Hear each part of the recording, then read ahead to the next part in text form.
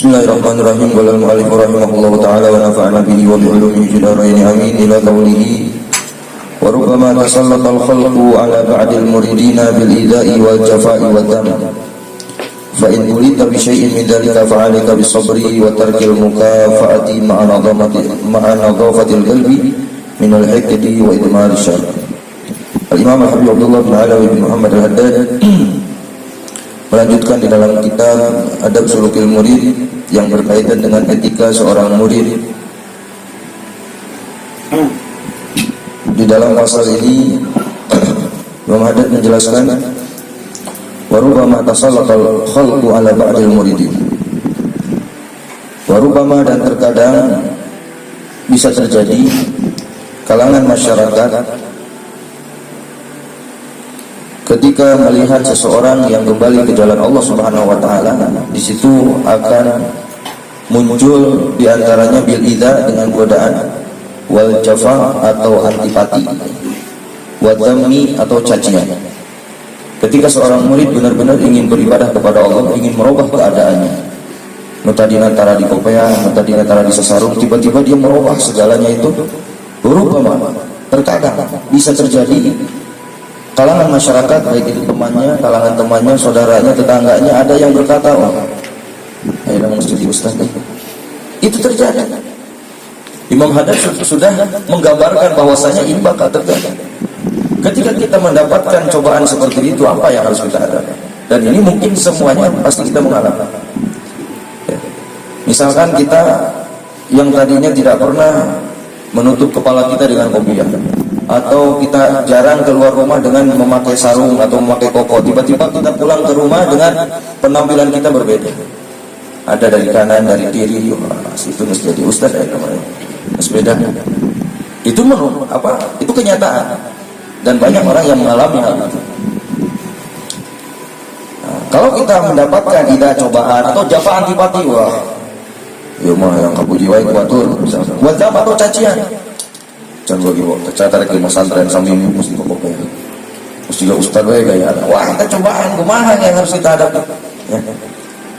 Kata Imam Haddad, fa in bulita bi syai'in min dzalika fa 'alaika bis sabr. Apabila kamu mendapatkan hal itu, cobaan itu ya, apabila kalian mendapatkan cobaan seperti itu, fa 'alaika bis sabr, maka tugas kamu harus sabar ya, sabar aja, jangan dihiraukan apa yang dikatakan oleh mereka. Fa'alika bisabri wa tarkil mukafa'ah, dan meninggalkan balasan. Ulah dibalas, ulah sarwana.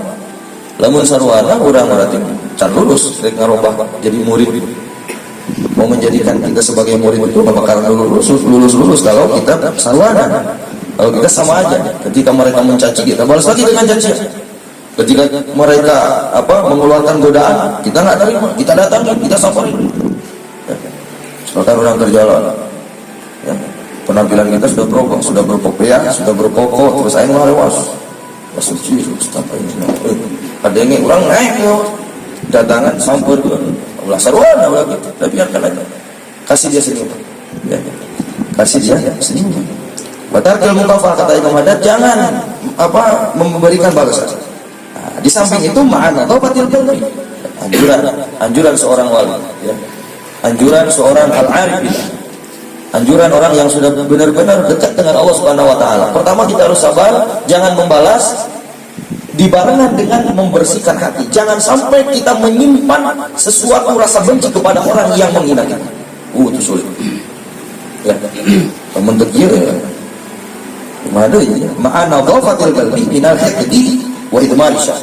Ya, ketika kita sabar, berusaha sabar, tidak membalas, di samping itu hati kita harus kita jaga. Jangan sampai kita menyimpan kebencian atau menyimpan dengki kepada orang yang menghina kita.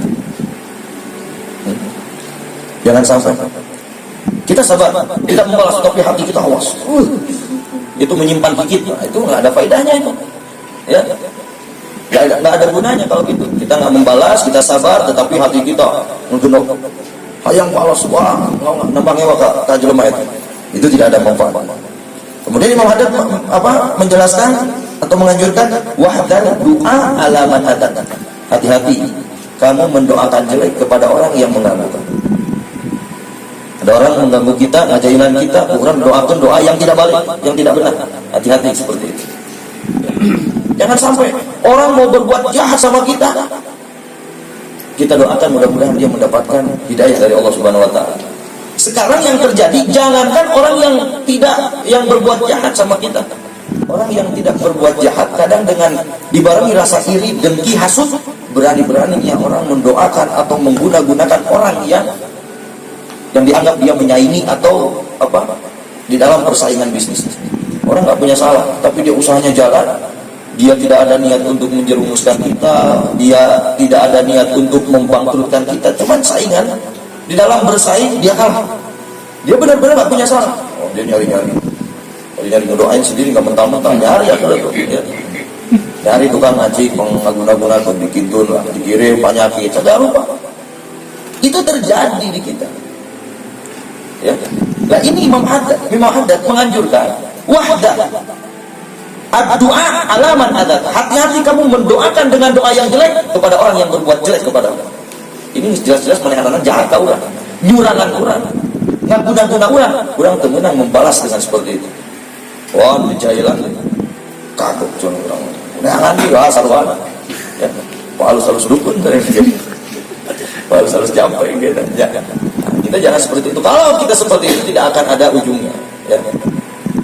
Terjadi dua anak marah. Jadi dua anak sangsara tentu. Ya, kalau sarwana. Wahdar doa alaman adakah wala taqul.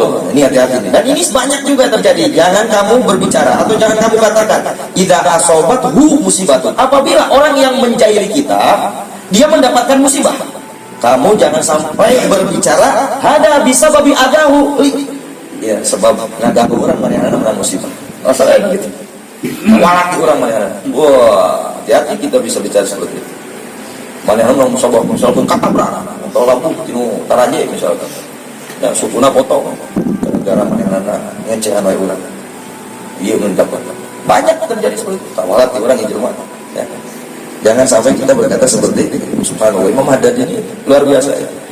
Apa yang beliau arahkan itu kadang banyak yang terjadi yang kita alami. Ya, bagaimana caranya kita menghadapi orang seperti ini, orang seperti itu, dan ketika kita mendapatkan cobaan seperti ini, kita harus bagaimana? Kalau kita sudah mengikrarkan diri kita, kalau kita ini sudah menjadi murid. Murid apa? Al-murid il-wusul ila Allah Subhanahu wa taala. Seorang murid yang berusaha ingin sampai kepada Allah, itu murid. Ya. Jadi apabila ada orang yang berbuat jahat kepada kita, pertama jangan kamu menyimpan dengki kepada orang lain. Yang kedua, jangan mendoakan doa yang jelek kepada orang lain. Yang ketiga, jangan kamu mengatakan apabila dia mendapatkan musibah ya gara-gara manehana culas kau. Jangan mengatakan seperti itu. Lantas tugas kita seperti apa? As-sabr. Sabar sudah. Ya. Wa afdalu minas sabri, dan lebih baik daripada kesabaran itu alal ada as-sabri minas sabri alal ada al-afu anil mu'di, dan lebih baik lagi daripada sabar yaitu memaafkan kepada orang yang berbuat jelek, yang berbuat jahat kepada kita. Itu di atas sabar. Ya.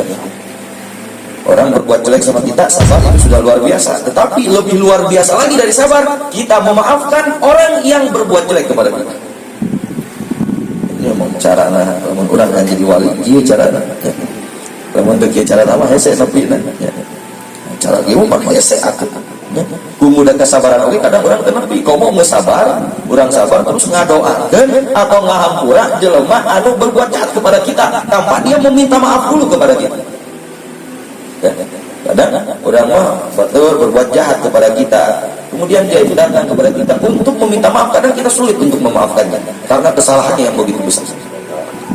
Hese ada ngahampura lain hampura ente mah kadang sok keluar. Jelema jika ente mulai hampura aya nu keluar bahasa gitu. Wa afdalu minas sabri 'alal ada al-afu 'anil mubdi wa du'a'u lahu. Ini perbedaan bahasa Arab ya. Ad-du'a ala itu adalah mendoakan sesuatu yang jelek. Wa du'a lahu yaitu mendoakan sesuatu yang baik ya. Dan lebih bagus daripada kesabaran, yang pertama memaafkan kepada orang yang mengganggu, yang berbuat jelek kepada kita, wa du'a'u lahu, dan berdoa sesuatu yang baik untuk diri.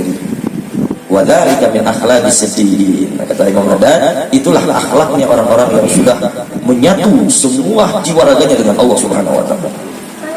Jadi untuk sampai ke derajat siddiqin itu memang tapi ya, tidak ada yang tidak mungkin kalau misalkan kita benar-benar berusaha terus kita perbaiki, ya, rintangan-rintangan sedikit demi sedikit kita perbaiki, insya Allah ya lama-kelamaan kita akan menjadi dimudahkan untuk melancarkan sampainya atau usulnya kita kepada Allah Subhanahu wa taala, yang mana seorang murid itu tidak ada tujuan lain kecuali hanya untuk mendapatkan apa yang dia kerjakan, aktivitas yang dia kerjakan itu semata-mata ingin menyampaikan dirinya kepada Allah Subhanahu wa taala. Dan untuk sampai kepada Allah itu rintangannya luar biasa. Banyak rintangan yang harus kita beresin, ya. Terutama yang berkaitan dengan sesama makhluk itu yang paling sulit.